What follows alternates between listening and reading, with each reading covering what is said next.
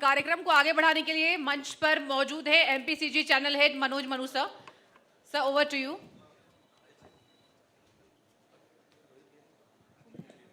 शुक्रिया सृष्टि। और हम अब अपने कॉन्क्लेव के एक महत्वपूर्ण चरण में हैं और महत्वपूर्ण चरण के पहले हम आपको सभी लोगों को, छत्तीसगढ़ के लोगों को और माननीय मुख्यमंत्री जी को एक शो रील दिखाना चाहते हैं NXT की, जिसमें देश के प्रधानमंत्री नरेंद्र मोदी जी खुद आए, 2 बार आए। उन्होंने NXT में पहुंचकर यहां पर उद्घाटन में शामिल हुए और 60 देशों के 100 सांसद इसमें शामिल हुए। कार्तिकेय शर्मा जी चाहते थे कि दुनिया के तमाम सांसद, दुनिया के तमाम देश ये सोचें और देखें, और मैं कार्तिकेय जी को खुद मंच पर आमंत्रित करना चाहता हूं और मैं चाहता हूं कि मुख्यमंत्री जी को बताएं कि हमारा कार्यक्रम क्या था, देश के प्रधानमंत्री ने जिसकी खुद सराहना की। कार्तिकेय जी एक बार शो रील चला दे प्लीज।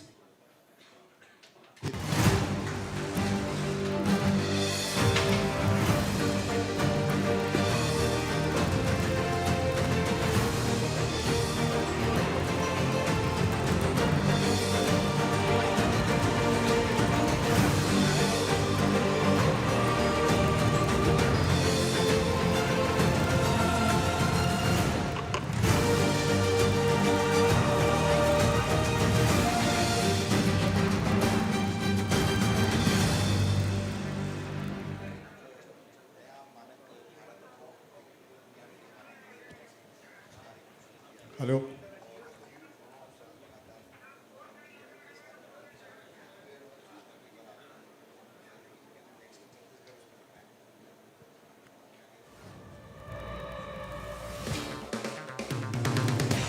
भारत के सबसे भरोसेमंद रिपोर्टर आपको दिखाते हैं देश और दुनिया की हर न्यूज, व्यूज और इम्पैक्ट। देश का सबसे बड़ा न्यूज नेटवर्क, भारत का सबसे तेजी से बढ़ता हुआ मीडिया हाउस, ITV नेटवर्क का global news channel news x world, जो दुनिया के 120 देश और 12 भाषाओं में खबर दिखाता है।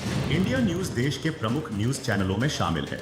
हम जो खबर दिखाते हैं उसका होता है सबसे तेज असर।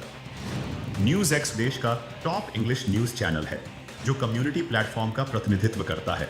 इसके साथ ही ITV नेटवर्क 6 रीजनल चैनल्स और देश के 5 बड़े न्यूज़पेपर्स वाला बड़ा मीडिया समूह है। हर महीने हमारे 100 मिलियन से ज्यादा डिजिटल व्यूअर्स हैं जो हर साल 100 से ज्यादा अवार्ड जीते हैं, जो देश के लोगों के भरोसे का प्रमाण है।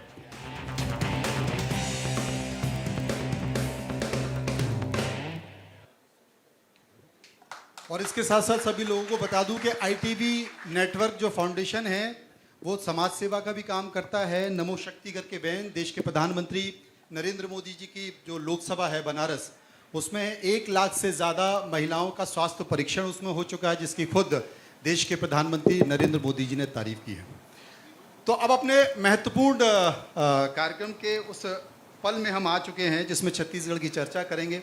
विष्णुदेव साय जो कि छत्तीसगढ़ के मुख्यमंत्री हैं और आज मेरे साथ इस मंच पर मौजूद हैं, ITV नेटवर्क पर मौजूद हैं। इसलिए मैं इस बात का जिक्र नहीं कर रहा हूं, बल्कि मैं इसलिए इस बात का जिक्र कर रहा हूं कि देश में जहां जहां भी भारतीय जनता पार्टी की सरकार है, सबसे ज़्यादा तारीफ अगर किसी की होती है तो छत्तीसगढ़ की हो रही है और विष्णुदेव साय की हो रही है।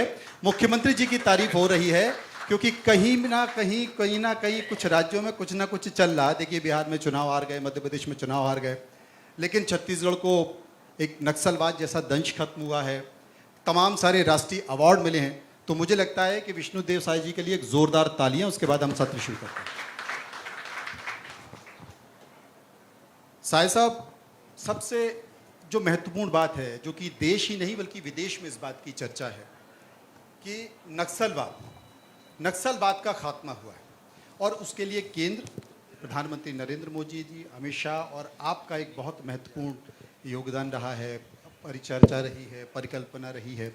इसको कैसे आपने मूर्त रूप दिया, हम ये जानना चाहते हैं। देखिए, सबसे पहले तो ITV नेटवर्क के फाउंडर आज स्वयं यहाँ पर उपस्थित हैं, जो राज्यसभा सांसद भी हैं, आदरणीय कार्तिकेय शर्मा जी, मैं उनका अभिनंदन करता हूँ।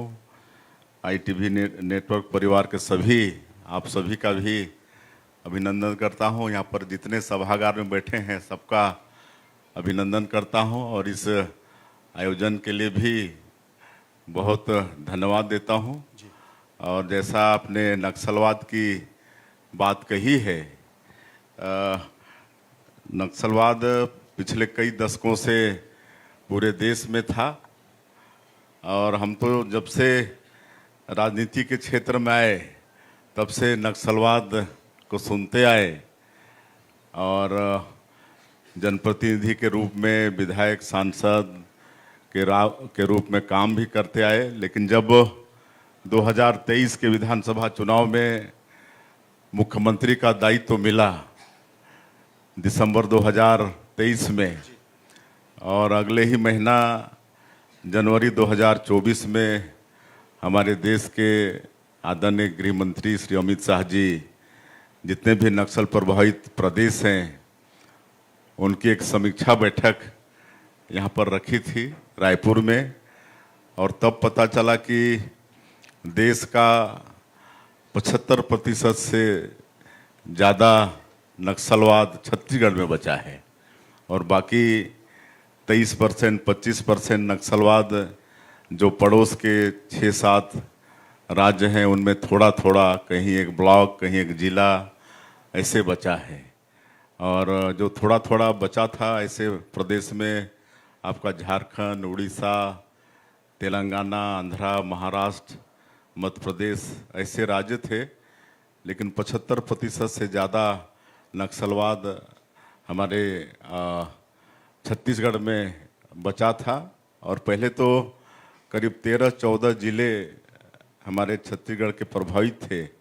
लेकिन जब हम लोग सरकार में आए तो करीब 5 ज़िले बचे थे जो बस्तर के ज़िले थे और बस्तर कहने से धरती का स्वर्ग, जो प्राकृतिक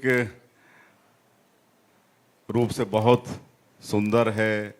वहाँ पर वाटरफॉल्स हैं, कुटुमसर का गुफा है, अबुझमाड़ जैसा जंगल है और जनजातीय समाज की बहुलता है।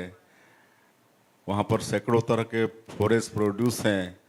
उसके बाद भी 4 दशकों से भी ज़्यादा समय तक बस्तर क्षेत्र नक्सलवाद से ग्रसित था।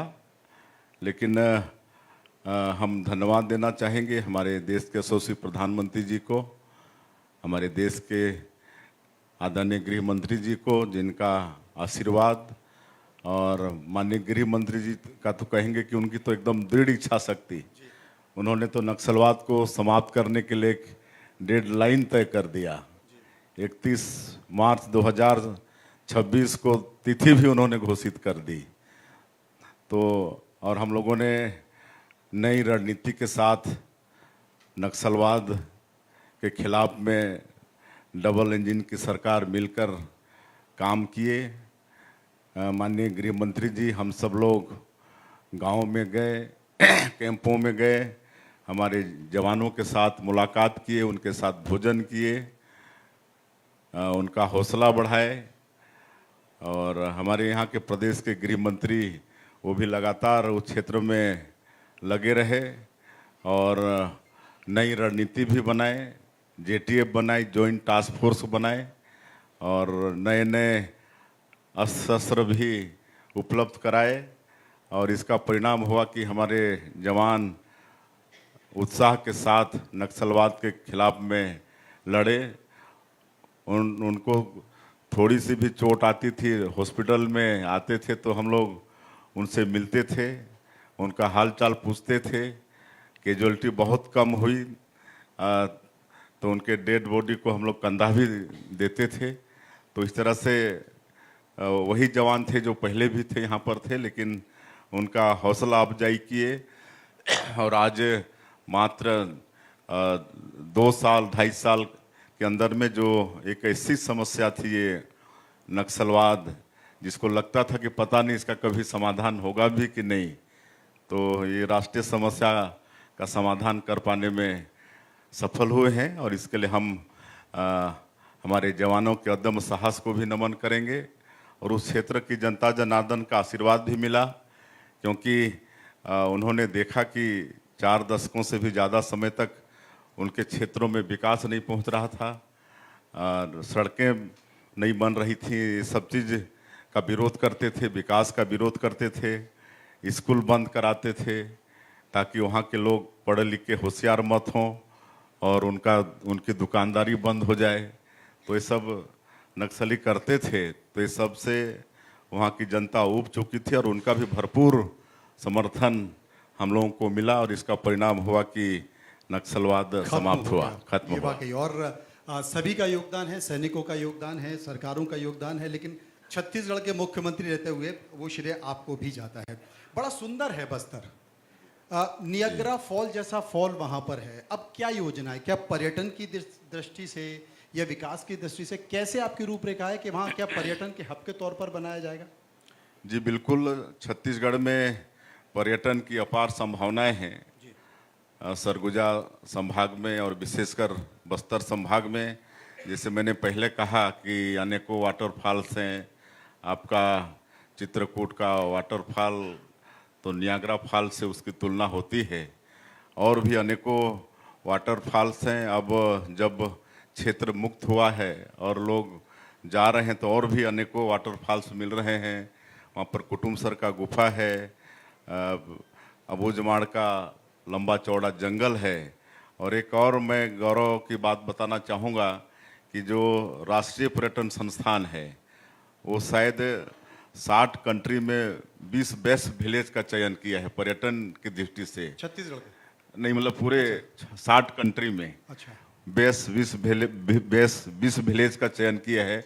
उसमें हमारा छत्तीसगढ़ का एक गांव धुड़मारास क्या बात, वो शामिल है। जी। मतलब पूरे देश में छत्तीसगढ़ का एक गांव धुड़मारास, ये जगदलपुर से लगा हुआ है, जगदलपुर विधानसभा में है।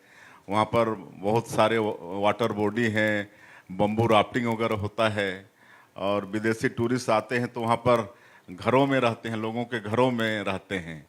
और हम लोग जो नई उद्योग नीति बनाए हैं, नई उद्योग नीति वर्ष 2024-30, उसमें पर्यटन को भी शामिल किए हैं और उसमें होम स्टे को भी शामिल किए हैं। और उस क्षेत्र के लोगों को मतलब होम स्टे में मकान बनाने के लिए लोन और सब्सिडी की भी व्यवस्था कर रहे हैं। इससे एक अच्छा फायदा ये होगा कि लोग कम से कम छत्तीसगढ़ को जान पाएंगे, बस्तर को जान पाएंगे और इसका रोजगार भी मिल पाएगा। अभी हम चर्चा कर रहे थे कि जो कि कार्तिकेय जी बता रहे थे कि सोमवार को FCRA बिल आने वाला है संसद में, और अभी छत्तीसगढ़ में धर्म स्वातंत्र विधेयक भी पास हुआ है धर्मांतरण को लेकर। ये भी कहा जा रहा है कि बड़े पैमाने पर ऐसी विदेशी संस्थाओं जो फंडिंग आती है विदेशों से, उस संस्थाओं के जरिए छत्तीसगढ़ के सुदूर इलाकों में जाती है और वो धर्म परिवर्तन में इस्तेमाल होती है। तो FCRA बिल जो कि विदेशी फंडिंग बिल संसद में आ रहा है, दूसरा धर्म स्वातंत्र विधेयक जो छत्तीसगढ़ की विधानसभा में पास भी हुआ है, आप कैसे जोड़ते हैं इसको? देखिए, एक तो मैं जिस क्षेत्र से आता हूँ, छत्तीसगढ़ प्रदेश का आखिरी पूर्वी जिला है जसपुर जी। और वहाँ से झारखंड और उड़ीसा लग जाता है, और मेरा गांव है वहाँ से 20 किलोमीटर में झारखंड लग जाता है और 35 किलोमीटर में उड़ीसा लग जाता है। और वहाँ पर कुनकुरी में जो मेरे विधानसभा में है, वहाँ पर एशिया महाद्वीप का सेकंड लार्जेस्ट चर्च है और उनकी बड़ी बड़ी संस्थाएं हैं एजुकेशन और हेल्थ के सेक्टर में। लेकिन उसके आड़ में धर्मांतरण का खेल वहाँ वर्षों से हो रहा है। पहले वहाँ पर भूखमरी होती थी, गरीबी होती थी, और उसका बेजा फायदा उठाकर धर्मांतरण हमारे विशेषकर जनजातीय समाज के लोगों का करते थे। और तो हम लोग वनवासी कल्याण आश्रम के कार्यकर्ता हैं। वहाँ पर अखिल भारतीय वनवासी कल्याण आश्रम का केंद्रीय कार्यालय है जसपुर में। और एक वहाँ के जो राज परिवार से स्वर्गीय दिलीप सिंह जुदेव जी हुए, शायद बहुत लोग उनका नाम सुने होंगे और पुराने लोग उनसे मिले भी होंगे, देखे भी होंगे। घर वापसी अभियान भी वही घर वापसी अभियान की शुरुआत उन्होंने की थी और 5 बार वो सांसद थे, 3 बार राज्यसभा से, 2 बार लोकसभा से। अटल बिहारी वाजपेयी जी की सरकार में वो मंत्री के रूप में भी काम किए मंत्री थे और वो मेरे राजनीतिक गुरु भी थे। तो उन्होंने घर वापसी कार्यक्रम चलाया और एक राज परिवार से होते हुए भी जो भी धर्मांतरित लोग होते थे उनका पैर अपने हाथों से धोते थे और उनको फिर से हिंदू बनाने का काम किया। और जब वो छत्तीसगढ़ राज्य का निर्माण हुआ, यहाँ पर हम लोगों की सरकार आई, डॉक्टर रमन सिंह मुख्यमंत्री बने, तो सुंदर पीडीएस प्रणाली लाए और सस्ते अनाज देने का काम किया। आज 1 रुपया किलो में और अब तो फ्री में ही मिल रहा है। तो तब से धर्मांतरण वहाँ रुक गया है और उसके लिए हम लोगों ने एक धर्म स्वातंत्र बिल अपने विधानसभा में पास किया है, जो कि अगस्त महीना से वो कानून भी बन गया है और लागू भी हो गया है। और इसमें बहुत कड़े सजा के प्रावधान हुए हैं। जो भी अन्य प्रदेशों में कानून बना है उसका अध्ययन करके सभी प्रदेशों से ये कड़ा कानून यहाँ पर छत्तीसगढ़ में है, तो हमको लगता है कि इससे निश्चित रूप से धर्मांतरण में रोक लगेगा। और FCRA जो बिल केंद्र में पास होगा तो इसके तो स्वागत करते हैं। इससे निश्चित रूप से इस तरह के जो अवैध धर्मांतरण जैसे काम मतलब बिल्कुल रुकेंगे। मुख्यमंत्री जी, पिछली सरकार में जैसे PSC की भर्तियां हुई थी, तो PSC की भर्ती को लेकर भी तमाम सारे सवाल उठे, बहुत सारे आरोप लगाए, बवाल भी हुए, बहुत सारे लोगों पर कार्रवाई भी हो रही है। परीक्षाओं में जो धांधली हो रही है, पर्चा लीक हो रहा है, ये देश में एक बड़ा मुद्दा हो गया है। जंतर मंतर पे भी अभी आंदोलन हुआ। आप कैसे देखते हैं, व्यवस्था कैसे सुधरेगी? देखिए, पिछली सरकार में हमारे प्रदेश के बेटा बेटियों के साथ, प्रदेश के भविष्य के जीवन के साथ खिलवाड़ हुआ और PSC जैसी संस्था में भी भ्रष्टाचार हुआ। उसमें टॉप 20 में जिनका भी सिलेक्शन हुआ वो सब बड़े बड़े लोगों के बच्चे उसमें शामिल थे, उद्योगपति के, नेता के, व्यापारी के, ऐसे बच्चे शामिल थे। और 2023 के चुनाव कैंपेनिंग में माननीय प्रधानमंत्री जी का वादा भी था कि बीजेपी की सरकार बनेगी तो इसकी CBI जांच करेगी और दोषियों को दंडित किया जाएगा। और जब हमारी सरकार बनी तो आज CBI उसकी जांच कर रही है और जो भी दोषीदार हैं उनका आरोप सिद्ध हो रहा है तो सब वो जेल के सिक्कों के अंदर में पहुंच रहे हैं। लेकिन अब जब हम लोग सरकार में आए हैं और 2 बार से यहाँ पर PSC का एग्ज़ाम हो गया है और जब बच्चे आते हैं अपने पेरेंट्स के साथ में मिलने के लिए, कोई किसान का बच्चा होता है, कोई रिक्शा चलाने वाले का बच्चा होता है, कोई और गरीब का बच्चा होता है, तो उनके चेहरों में जो खुशी होती है, बच्चों के चेहरों में और उनके अभिभावकों के चेहरों में, तो देखकर बहुत संतुष्टि होती है। और हम लोग UPSC के तर्ज पर हमारे प्रदेश का PSC एग्ज़ाम पारदर्शी हो, इसके लिए भी हम लोग काम कर रहे हैं। ये बड़ी चीज़ है। लेकिन आपने देखा कि युवा जिस तरह से मांग कर रहा है, जेन ज़ी की मांग हो गई है। RSS के मुखिया प्रमुख मोहन भागवत जी ने भी कहा था, इस बात का जिक्र किया था कि भाई सख्ती नहीं होनी चाहिए, जेन ज़ी से या ये युवाओं से सख्ती नहीं होनी चाहिए, संवाद होना चाहिए, चर्चा होना चाहिए। और जिस तरीके से अब जेन ज़ी युवा आवाज़ उठा रहा है, आप भी इस बात को मानते हैं कि सरकार की जो नीतियाँ बन रही हैं उन नीतियों में उनको समाहित किया जाए, उनकी बातों को समझा जाए और उसी अनुरूप से सरकार का भी एक चलन हो? जी बिल्कुल, जैन जी भी बहुत होशियार हैं और उनके सुझाव का तो बिल्कुल स्वागत है। उनको भी मतलब कोई नीति बनाने में बिल्कुल उनके सुझावों को समाहित करना चाहिए। जी, एक छत्तीसगढ़ को लेकर एक महत्वपूर्ण सवाल मेरा है, क्योंकि छत्तीसगढ़ में बड़ी संख्या में आदिवासी हैं। मध्य प्रदेश के अमरकंटक में नेशनल यूनिवर्सिटी है, नेशनल ट्राइबल यूनिवर्सिटी है, लेकिन छत्तीसगढ़ में नेशनल ट्राइबल यूनिवर्सिटी नहीं है। तो क्या नेशनल ट्राइबल यूनिवर्सिटी या फिर नेशनल स्पोर्ट्स ट्राइबल यूनिवर्सिटी, क्योंकि अपार संभावना है, हाल के दिनों में बहुत सारे ओलंपिक गेम्स भी हुए, ट्राइबल गेम्स भी हुए, आप मानते होना चाहिए? देखिए, यहाँ छत्तीसगढ़ में करीब 31 से 32% पॉपुलेशन जनजातीय समाज का है जी। और मैं समझता हूँ यहाँ पर जनजातियों के उत्थान के लिए बहुत काम हुए हैं। एक तो पहली बार जब श्रद्धेय अटल बिहारी वाजपेयी जी प्रधानमंत्री इस देश के थे, तो मेरा सौभाग्य था कि सांसद के रूप में मैं भी पार्लियामेंट में था। तो उन्होंने पहली बार जनजातीय समाज के लिए भारत सरकार में अलग से आदिम जाति कल्याण मंत्रालय का गठन किया। इसके पहले अलग से मंत्रालय का गठन नहीं था, दूसरे मंत्रालय में ये समाहित था। लेकिन उन्होंने विपक्ष की राजनीति बहुत की थी, छत्तीसगढ़ जैसे प्रदेश से भी वाकिफ थे, और पूरे देश में आज जनजाति समाज की आबादी करीब 12 करोड़ से ज़्यादा है।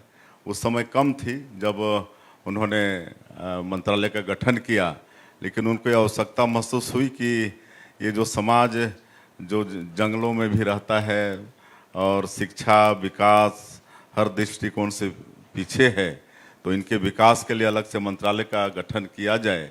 और उन्होंने किया, और आज मतलब बजट का अलग से प्रावधान है, तो निश्चित रूप से उसका लाभ भी आज हमारे छत्तीसगढ़ जैसे प्रदेश को भी मिल रहा है।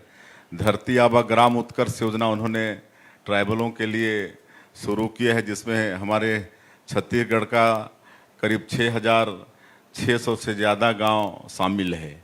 और जनजाति समाज में भी विशेष पिछड़ी जनजाति समाज और है, और छत्तीसगढ़ में ऐसी 5 जाति हैं: कोरवा, बिरहोर, बैगा, कमार, अबुझ माड़िया, जिनकी संख्या मतलब 5 जाति की संख्या मिला के करीब 2.5 लाख आबादी है, मतलब पूरे प्रदेश में। और बिरहोर, मेरे क्षेत्र में बिरहोर हैं जिनकी आबादी तो 1 लाख में भी नहीं है। तो ऐसे जनजातियों के लिए पीएम जनमन योजना की शुरुआत माननीय प्रधानमंत्री जी ने किया है, और इस योजना के माध्यम से उनका जो बसाहट है वहाँ भी सड़कें बन रही हैं। उनका प्रधानमंत्री आवास 2 लाख का बन रहा है, वहाँ पर राशन कार्ड बन रहे हैं, नल द्वारा पानी पहुँच रहा है। हम अभी जो सुशासन तिहार हम लोग चलाए, तो उसमें हम बहुत उनके गांव में भी गए, उनके घरों में भी गए।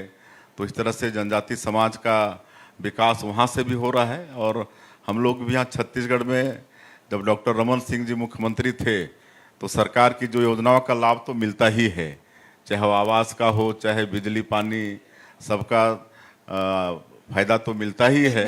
लेकिन एक मिनट, लेकिन जनजाति समाज में संसाधन की कमी किसी भी तरह से नहीं रहे, इसलिए 2 विकास प्राधिकरण का गठन उन्होंने किया। एक तो सरगुजा विकास प्राधिकरण का, एक बस्तर विकास प्राधिकरण का। और इसमें बजट का अलग से प्रावधान रहता है, और जहाँ पर सरकार की योजना का लाभ नहीं दे पाते हैं, लेकिन वो आवश्यक है कि वो काम हो, तो ऐसे काम के लिए ये दोनों विकास प्राधिकरण से काम करते हैं। और जहाँ तक शिक्षा की बात है, कहे कि बिना शिक्षा के विकास संभव नहीं है। हमारे पुरखों ने कहा है कि शिक्षा विकास का मूल मंत्र है। तो शिक्षा को भी बढ़ाने के लिए आज बहुत व्यवस्था है छत्तीसगढ़ के अंदर में। आज हर गांव पंचायत में primary school, middle school, high school, higher secondary, हर विकास खंड में कॉलेज की स्थापना है। और यहाँ पर प्रदेश स्तर में रायपुर में शिक्षण की जितनी भी संस्थाएं हैं, वो सारी संस्थाएं हैं। वो तो शिक्षा को आप एआई से भी जोड़ रहे हैं, वर्चुअल एजुकेशन से भी जोड़ रहे हैं, वो एक अच्छा और अभी बस्तर जब नक्सल मुक्त हो रहा है जी, तो आपका जो ओरछा और जगरगुंडा है, इस साल के बजट में वहाँ पर एजुकेशन सिटी बनाने के लिए पर्याप्त व्यवस्था किए हैं। एक शिक्षा मिशन, उस पर भी हम लोग काम कर रहे हैं। तो इस तरह से शिक्षा को यहाँ बढ़ाने के लिए काम कर रहे हैं। मेरा सवाल था कि ज्ञानेश्वर यादव की सफलता के बाद अपार संभावना है खेल की, खासकर ट्राइबल बेल्ट में जी, तो उसको लेकर ट्राइबल यूनिवर्सिटी, स्पोर्ट्स यूनिवर्सिटी को लेकर कुछ प्लान है क्या? नहीं, अभी तो देखिए होना तो चाहिए, इसके लिए आगे बात भी रखेंगे भारत सरकार के सामने में। यहाँ अमरकंटक में ट्राइबल यूनिवर्सिटी है, और पूरे देश में मेरे ख्याल से 2 या 3 ही ट्राइबल यूनिवर्सिटी है। और एक मांग वैसे आ रही है ट्राइबल यूनिवर्सिटी की, आपका झारखंड, उड़ीसा और छत्तीसगढ़ का जो बॉर्डर है वहाँ पर एक ट्राइबल यूनिवर्सिटी की मांग वर्षों से हो रही। हम लोग अवगत कराए हैं भारत सरकार को, और वो हो जाएगा तो बहुत अच्छा होगा। स्वास्थ्य एक बेसिक मुद्दा है किसी भी राज्य का, और छत्तीसगढ़ में चूंकि सुदूर इलाके हैं, बहुत दूर के इलाके हैं, वहाँ की स्वास्थ्य सुविधाओं की स्थिति अभी भी थोड़ी कम है। तो क्या मेडिकल कॉलेज की सीटों को बढ़ाने के लेकर या एमबीबीएस की सीटों को बढ़ाने को लेकर कोई कार्य योजना है सरकार की? जी बिल्कुल है। जब छत्तीसगढ़ राज्य का निर्माण हुआ 2000 में जी। तो छत्तीसगढ़ में एकमात्र मेडिकल कॉलेज होता था, और आज 25 वर्षों में शासकीय और प्राइवेट मिला के 15 मेडिकल कॉलेज हो गए हैं, और इसी साल 5 नए मेडिकल कॉलेज की स्वीकृति मिली है। एक तो आपका कवर्धा, एक आपका दंतेवाड़ा, और एक मनेन्द्रगढ़, एक चांपा जांजगीर और एक जसपुर। तो 250 सीट, 50-50 सीट, मतलब कुल मिला के 250 सीट की स्वीकृति मिली है, और 5 मेडिकल कॉलेज में इसी साल से पढ़ाई भी शुरू हो जाएगी। तो इस तरह से स्वास्थ्य को भी हम लोग आगे बढ़ा रहे हैं, और सभी जो संभाग मुख्यालय हैं उसमें सुपर स्पेशलिटी हॉस्पिटल का निर्माण हुआ है। और जहाँ तक बस्तर की बात है, वहाँ भी मेडिकल कॉलेज तो है ही, लेकिन एक सुपर स्पेशलिटी हॉस्पिटल वहाँ पर जगदलपुर डिमरापाल में है 240 बेड का, जहाँ भी ब्रेन ट्यूमर का भी इलाज वहाँ पर संभव हो पा रहा है।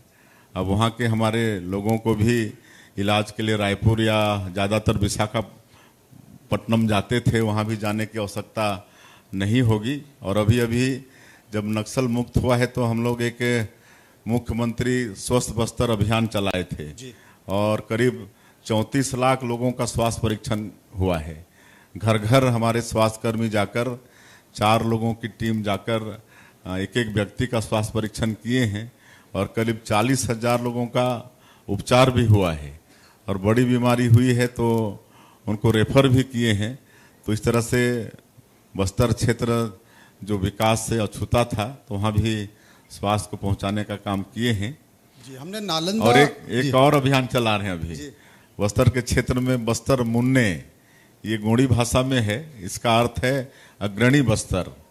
तो इसके तहत हमारे सरकारी कर्मचारी अधिकारी हर गांव में जा रहे हैं, एक एक दिन 2-2 दिन वहाँ रुक के वहाँ पर राशन कार्ड बना रहे हैं, वहाँ पर आयुष्मान कार्ड बना रहे हैं, वन भूमि का पट्टा का आवेदन ले रहे हैं, और जो भी तत्काल में हो सकता है सारे चीज़ों का समाधान। 1 लाख से ज़्यादा ये मतलब नक्सल मुक्त होने के बाद में वहाँ पर राशन कार्ड बनाए हैं, तो सारा विकास का काम वहाँ पर पहुँचाए हैं। 500 से ज़्यादा गांव में अब सड़कें पहुँच गई हैं, बिजली पहुँच गई है, उनके घरों में मतलब नल द्वारा पानी पहुँचाए हैं। 400 से ज़्यादा स्कूल वहाँ पर खोले हैं, अस्पताल खोले हैं।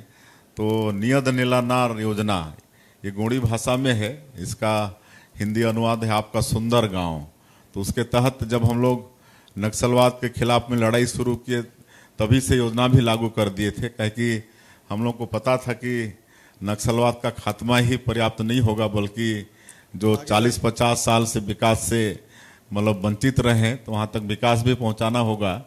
तो ये विकास का काम भी कर रहे हैं। अभी हम लोग जो कैंप खाली हो रहे हैं उसको सेवा डेरा के रूप में परिवर्तित कर रहे हैं। एक नेतानार गांव है, गुंडाधुर, एक ट्राइबल स्वतंत्रता संग्राम सेनानी हुए जो शहीद हुए, तो उनका गांव नेतानार है।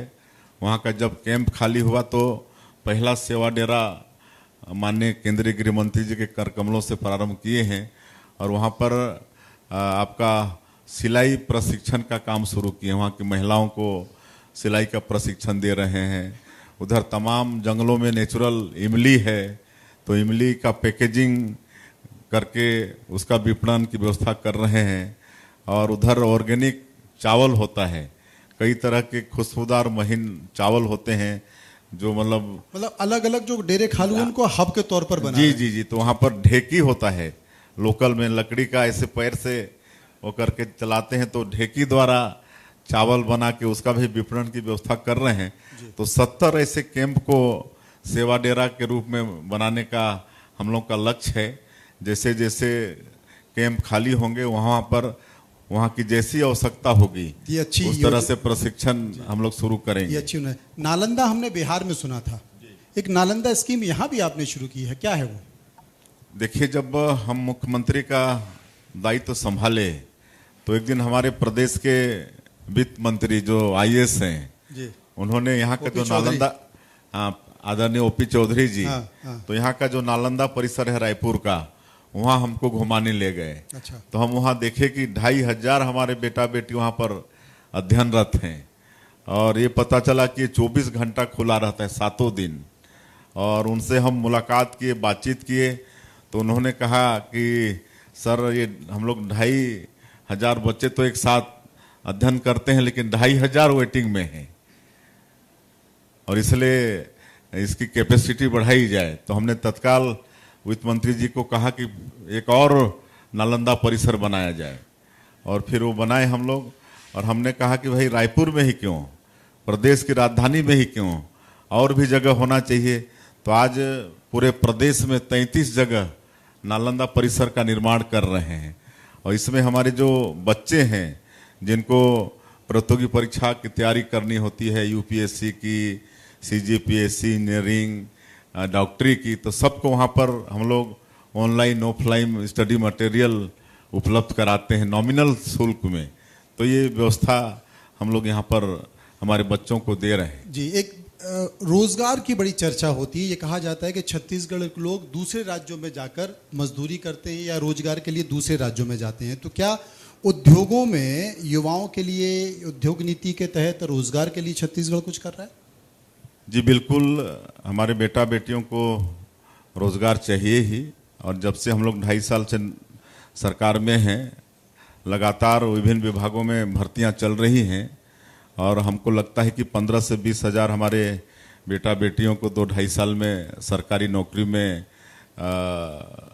उनकी नियुक्ति भी हो चुकी है। और अभी फिर 5,000 शिक्षकों की भर्ती वो भी निकाल रहे हैं और पुलिस की भर्ती भी मतलब निकाल रहे हैं। लेकिन इसके बाद भी हम जानते हैं कि सभी बेटा बेटियों को हम लोग सरकारी नौकरी में नहीं रख सकते। तो जो हमारी नई उद्योग नीति है इसमें रोजगार को विशेष महत्व दिए हैं। अगर कोई उद्यमी अपने उद्यम में स्थानीय 1,000 लोगों को नौकरी देता है, रोजगार देता है, तो हमारी नई उद्योग नीति में उनके लिए विशेष इंसेंटिव का प्रावधान है। तो ये हम लोग व्यवस्था किए हैं और आने वाले समय में अभी नई उद्योग नीति आने के बाद 1-1.5 साल के अंदर में ही 8 लाख करोड़ का एमओयू हुआ है। और एमओयू हुआ ही नहीं हुआ है बल्कि सब धरातल में काम स्टार्ट भी हो गया है। यहाँ पर सेमीकंडक्टर प्लांट का काम शुरू हो गया है, एआई बेस्ड डाटा सेंटर का काम शुरू हो गया है, टेक्सटाइल यहाँ पर आया है, निफ्ट शुरू हो गया है। यहाँ पर हमारा जो पुराना विधानसभा भवन है, हम लोग नए विधानसभा में शिफ्ट हो गए तो वो खाली था, तो उसमें उनका भवन नहीं बनने तक उसको दिए हैं। तो इस तरह से करीब आने वाले वर्षों में 2.25 लाख ये नई उद्योग नीति के तहत जो उद्योग लगेंगे उसके माध्यम से हम अपने बेटा बेटियों को नौकरी देंगे। और अभी ये बरसात जैसे ही बीतेगा वैसे ही हम लोग रोजगार मेला लगाने वाले हैं। बहुत बढ़िया। और इसमें जितने भी जो इसके लिए तालियां होना चाहिए। हाँ। कम से कम युवाओं को रोजगार मिलेगा। इसमें जितने भी हमारे जो उद्योगपति हैं सबके यहाँ जरूरत होती है और सबका स्टॉल लगेगा और रोजगार मेला के माध्यम से उसमें भी हम लोग अपने बेटा बेटियों को रोजगार दे पाएंगे। बहुत बढ़िया। बहुत सारे भारी सवाल हो गए, एक हल्का पूछ लेता हूँ। आप ज्योतिष में यकीन करते हैं क्या? ज्योतिष में, कुंडलियों में? थोड़ा करते हैं क्योंकि मैं अंगूठियां देख रहा हूँ, अंगूठियों की संख्या बढ़ती जा रही है आपकी। करते हैं आप, मानते हैं? कोई ऐसी घटना बताइए जो वाकई ज्योतिष को किसी ज्योतिषी ने आपको बताया हो और आपने कहा हाँ बिल्कुल सही हुई। अब देखिए, मैं थोड़ी सी अपनी बात बता दूं जी।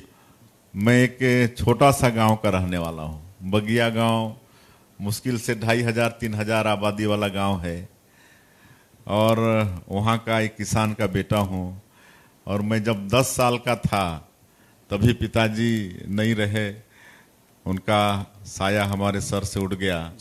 और चूंकि परिवार में मैं ही बड़ा था और एक दादी माँ विधवा थी, हमारी माता विधवा हो गई, तो हमारे पास तो बड़ी जिम्मेदारी आ गई। पढ़ाई लिखाई भी करना है, खेती बाड़ी भी करना है, कहे कि हमारी आजीविका का एकमात्र साधन खेती बाड़ी ही था, तो खेती बाड़ी भी करना है। तो जो बचपन का एक वो होता है ना, मस्ती करना, खेलना कूदना, सब छूट गया। सब छूट गया, कोई हमारे नसीब में था ही नहीं। शुरू से ही जीवन बड़ा संघर्षमय था और हम तो कभी सोचे नहीं थे। मुख्यमंत्री की बात आप छोड़ दीजिए, हम तो सरपंच के नहीं सोचे थे। हम कभी ग्राम पंचायत का सरपंच बनेंगे ये भी नहीं सोचे थे। हम तो यही सोचे थे कि भाई खेती बाड़ी करेंगे और अपने भाइयों को पढ़ाएंगे लिखाएंगे। लेकिन जब हम पढ़ाई छोड़े और गांव में आए तो पंचायत का चुनाव सौभाग्य से चल रहा था, तो गांव वालों ने हमको पंच बना दिया। 5 साल हम पंच भी रहे। अगला जब पंचायत का चुनाव आया तो चूंकि पंचायत में हम ही थोड़ा सबसे पढ़े लिखे थे, युवा भी थे, तो 5 साल हमारा काम भी देखे थे पंचायत वाले, तो हमको निर्विरोध सरपंच बना दिए। तो हमने उनको कहा कि भाई सब वार्ड को भी आप निर्विरोध करो। तो 13 वार्ड होता था, उसमें 12 वार्ड निर्विरोध हो गया। एक वार्ड उसमें भी अपना आदमी जीता।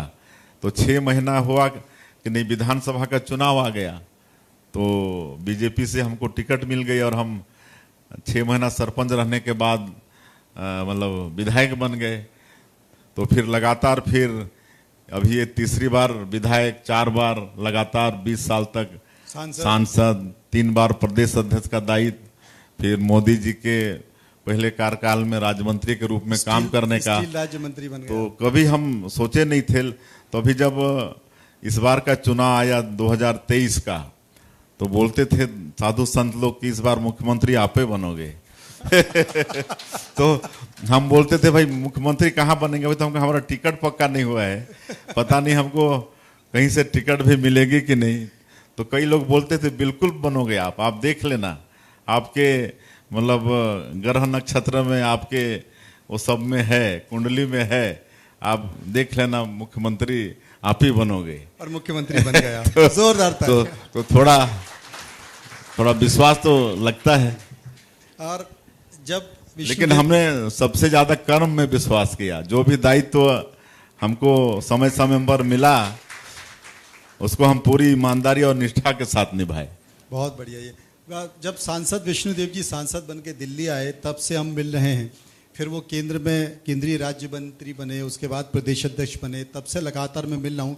बहुत कम ऐसे राजनेता होते हैं जो इतने अहम और बड़े पदों पर पहुँचते हैं और उनके अंदर घमंड बिल्कुल नहीं होता है। बहुत सरल स्वभाव के हैं। वैसे हमारे विष्णुदेव साई जी हैं, बहुत सरल हैं, सबसे सहज मिलते हैं। बहुत बहुत मैं उनका शुक्रिया करूंगा। चर्चा कर रहे थे और ज़ोरदार तालियों के साथ स्वागत करेंगे। राज्यसभा सांसद कार्तिकेय जी को मैं आमंत्रित करूंगा मंच पर मोमेंटो देने के लिए। उसके बाद फिर हम कुछ लोगों को सम्मानित करेंगे। प्रदेश के मुख्यमंत्री श्री विष्णुदेव साई सर, आपका बहुत बहुत शुक्रिया इस मंच पर आने के लिए, ITV नेटवर्क के युवा मंच पर आने के लिए। और राज्यसभा सांसद कार्तिकेय शर्मा सर, मैं आपसे अनुरोध करूंगी ये मोमेंटो देकर आप मुख्यमंत्री जी को सम्मानित करें। एक बार जोरदार तालियां बजाइए आप सभी लोग।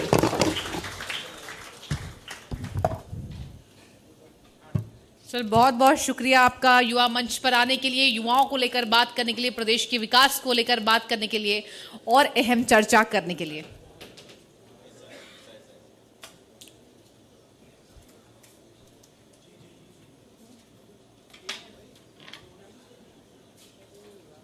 को दिखाते हैं देश और दुनिया की हर न्यूज, व्यूज और इम्पैक्ट। देश का सबसे बड़ा न्यूज नेटवर्क,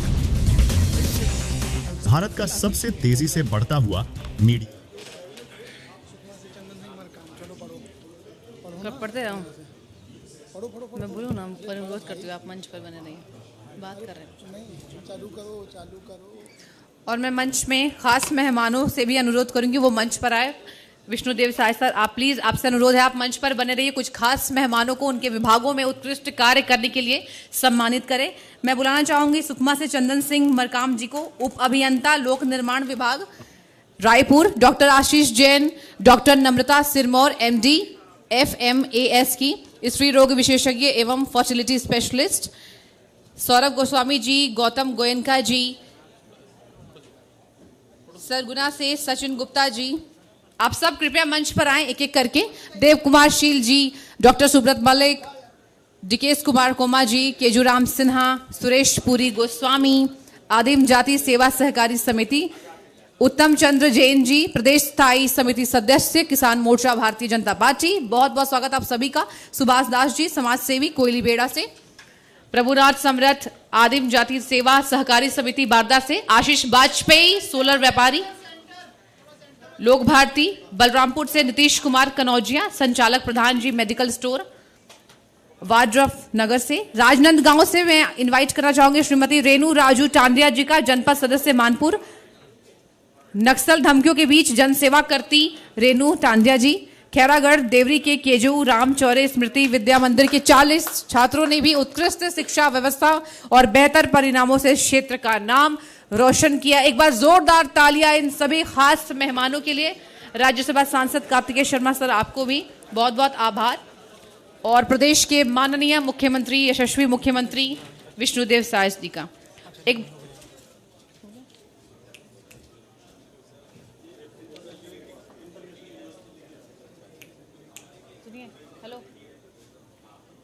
ये सब भी ना अंबिकापुर से Dinesh Chandra Mandal, doctor Anarati Mandal, managing director MDM Mathur Dulal memorial hospital Surguja. Dipankar Datta ji जो कि अध्यक्ष हैं छत्तीसगढ़ अलाइड हेल्थ के। जाजगीर चांपा। रितेश साहू उपाध्यक्ष जनपद पंचायत के मालखरौदा। मुंगेली से श्रीमती रूपिका लॉरेंस, प्राचार्य सालेम इंग्लिश स्कूल की। आप सभी को मंच पर मैं इनवाइट करना चाहूंगी। आशीष तिवारी, संचालक alpha public school. Rising stars kids school Mungeli. Ritendra Rai, director Samriddhi agro. Vikas Lunawat, director root rise. Doctor Arun Kedia, Anupam diagnostic centre Raigarh. Bilaspur से भारतीय कृषि कोचिंग इंस्टीट्यूट पेट कट केयर, शारदा पीठ करियर इंस्टीट्यूट। मंगला चौक से बिलासपुर से रिंकू जी चेयरमैन जो कि जेके इंजीनियरिंग कॉलेज के हैं, आपका भी बहुत बहुत स्वागत मंच पर। तालियां बजती रहनी चाहिए। आप सभी से अनुरोध है, आप तालियों में कोई कमी ना कीजिए। देखिए, प्रदेश के माननीय मुख्यमंत्री विष्णुदेव साय सर हमारे साथ मौजूद हैं। राज्यसभा सांसद कार्तिकेय शर्मा सर हमारे साथ मौजूद हैं। जोरदार तालियां इस खास मेहमानों के लिए। रिंकू जी चेयरमैन जेके इंजीनियरिंग कॉलेज, आपका भी बहुत बहुत स्वागत मैं करना चाहूंगी। और जसपुर से डीएमपी के आर चौहान। भूपेंद्र मिश्रा जी जो कि पंखाजूर से आते हैं, एनजीओ ग्रीन बुक से। श्री खाटू श्याम ज्योतिष केंद्र director SK Shastri ji. मेडीलाइफ super speciality hospital से मिस्टर दिवाकर चौधरी, एक बार जोरदार तालियां बजाइए। चीफ हॉस्पिटल एडमिनिस्ट्रेटर एवं Rahul Tripathi, hospital manager. Doctor Sonal Baghel, आपका भी मैं मंच पर स्वागत करना चाहूंगी। रामपुर से हिमांशु शर्मा जी, आधुनिक खेत में बेहतर काम के लिए। आप सभी का बहुत बहुत स्वागत इंडिया न्यूज के युवा मंच पर।